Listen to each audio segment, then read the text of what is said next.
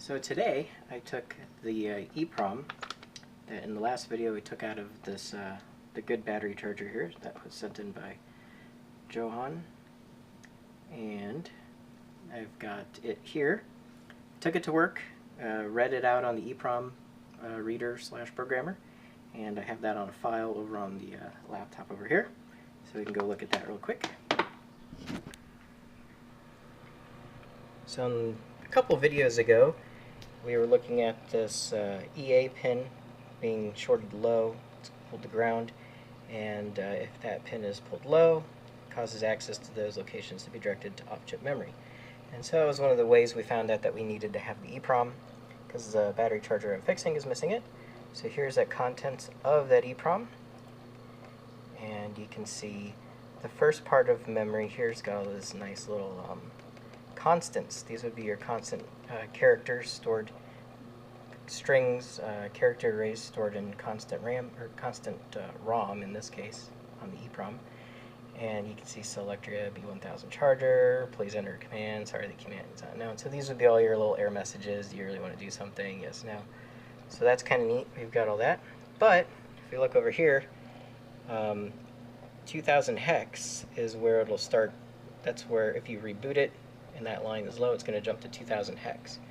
So we can come over here, and if we scroll down to 2000 hex, and I shot way past it. Here you go, is 2000 hex. Oh, that did not do what I wanted it to do. That didn't highlight the line. Now let's go back. Okay, 2000 hex is right here. You can see it's 8008, 8008, 8008, 8008. So those are probably interrupt vectors. They're probably not assigned to anything, so if you were to call that, like if interrupt 1 would happen, it would jump to that. That's probably just the default interrupt vector. So after all of that gets programmed in, you get all of this other, this is the actual code for the chip, and it runs through, and then you get a few more constants and things. Here's some more EPROM error messages, and then there's all kinds of secret stuff in there. You can probably look through and find all kinds of neat things in the code, because type D within 1 second after reboot to disable watchdog. Okay, I'm waiting. End of file. Check some error. Practice download. Okay. Note. Download for practice only. Are you sure you want to download code? Yes, no. So it's got all kinds of cool little stuff in here. This D within 1 second after rebooting. That's kind of interesting. So I don't know how you get into that mode. But yeah, there's a bunch of code and stuff in here. But that's it. Looks like we copied everything out of there successfully. And once I get the... Oh, I ordered some new EPROMs from eBay. And I didn't get... I could have gotten brand new ones, but I got some new old stock. Because this is a... pretty old one. You can see here if I get the light right. Is that going to work? Yeah, there you go. This was manufactured the 27th week of 1993, which jives with the age of this battery charger being around 94. And this is 120 nanosecond EPROM.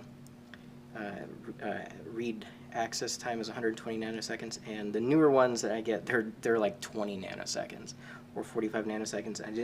I didn't know if they have like specific setup and hold times hard coded in, and relying on the data being there on the address lines when they deselect it, stuff like that. So I wanted to get the exact same one, and I was able to find ST Micro exact ones to this, like the same model number, everything. Manufactured a little bit later, year 2000-ish, but at least from the pictures.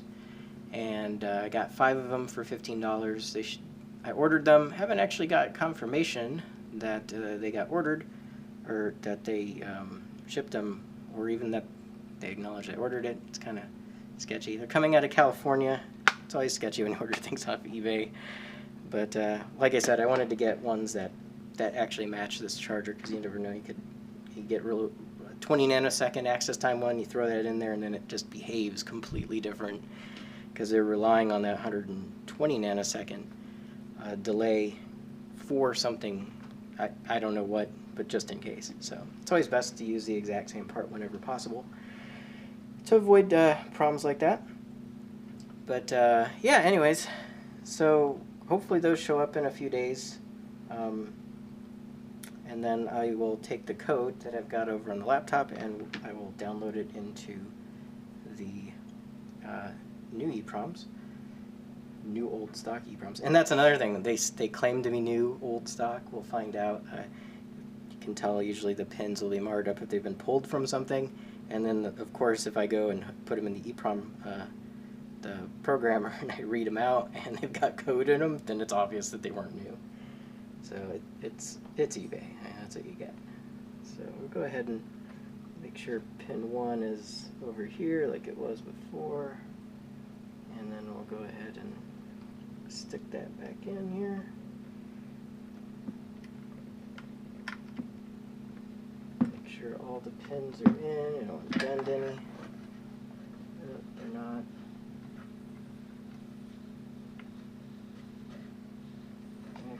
Everybody on this side looks decent. Everybody on this side looks decent. And you want it nice and easy. And just double check, make sure none of the pins got bent. And they all look good. So we got the micro or the EPROM back in there. And yeah, we can just put this charger back together. And we can thank Johan once again for letting me borrow this so that I could copy the code out of it. And we'll go ahead and put her back together. And then once those for the screwdriver, once the there you go. Once the new, I'm gonna use quotes again, new EPROMs come in, then Milo, what are you doing? The kitty has decided to play in a bag. What are you doing?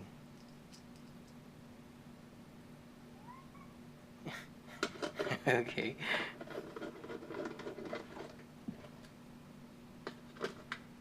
Here, come here.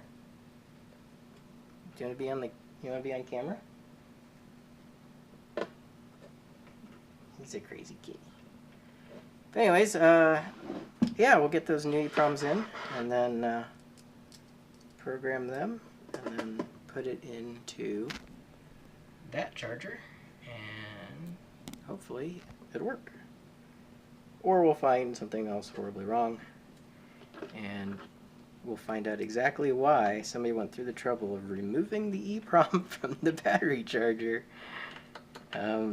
Yeah, I'm hoping it was just because the output stage was shorted out and it was dead, and that was the whole problem. It'd be really nice, but we will find out.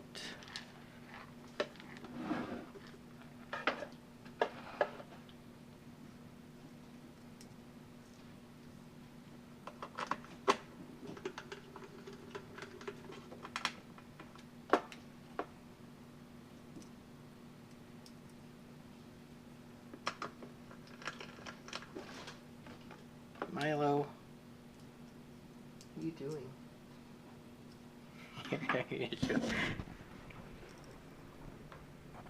Milo, what are you doing?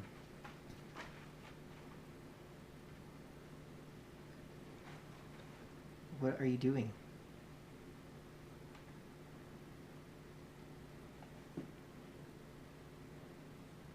Why are you in that box?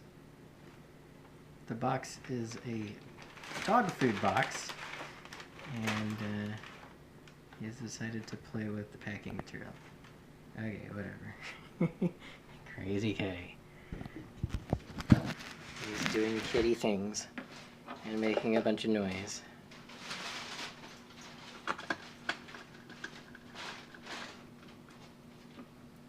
Because that's what he does. Not even sure why he's down here. Why are you even down here?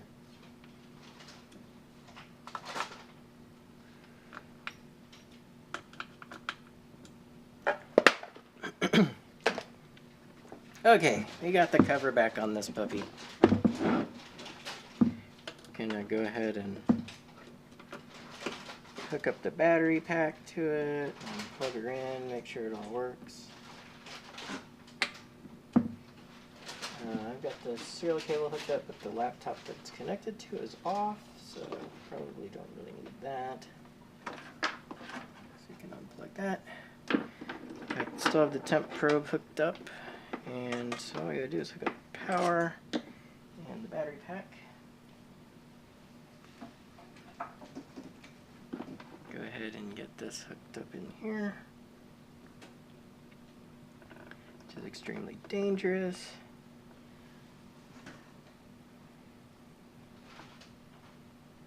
A little bit of a spark, and then it should be good.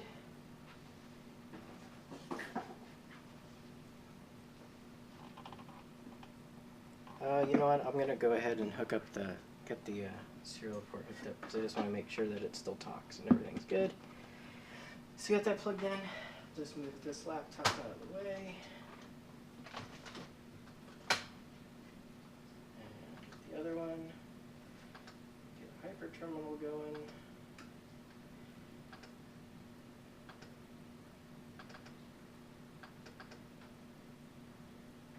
Okay. Go ahead and plug this in. Battery pack hooked up, everything's good.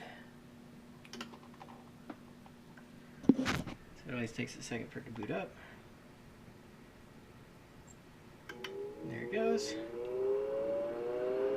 And then if we come over here, we type in menu, and then monitor. There you go. So she's working again. So looks good. I think we're gonna switch over because we're getting pretty close to, I think at 185 it'll switch over. Or not. I don't know what this one's actually programmed for. Oh, there it goes. Yeah, so it switched over at 190.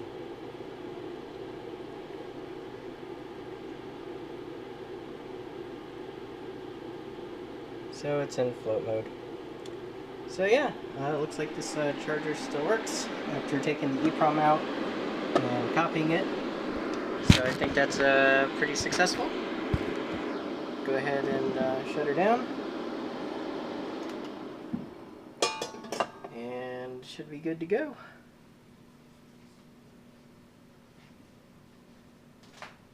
So once again, thanks John for sending me your nice working BC1000 charger here. And I'll get this shipped back to you as soon as possible. Actually, I think you're on vacation right now, so once you're off of vacation and you let me know that you're back, I can ship it to you so it's not sitting outside somewhere. Anyways, thanks for watching.